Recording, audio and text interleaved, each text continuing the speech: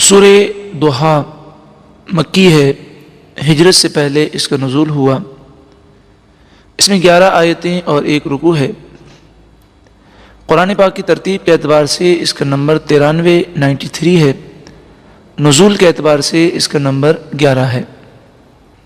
دوحا چاش کے وقت کو کہتے ہیں، جب سورج اپنے عروج پر ہوتا ہے اور جس وقت چاش کی نماز پڑھی جاتی ہے، جس کا وقت سورج نکلنے سے لے کر زوال سے پہلے تک ہے۔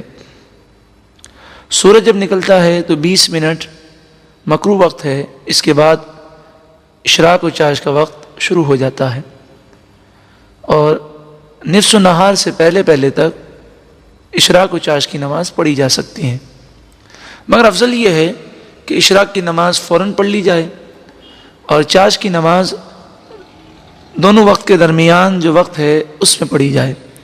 مثلا سورج نکلتا ہے 6 اب سمجھیں 10 منٹ پر، اور اشراق کا وقت 6:30 بجے شروع ہو جاتا ہے اور زوال 12:30 بجے ہے، تو 6:30 اور 12:30 کے درمیان جو اس کا نصف وقت ہے اس میں چاش کی نماز پڑھنا افضل ہے۔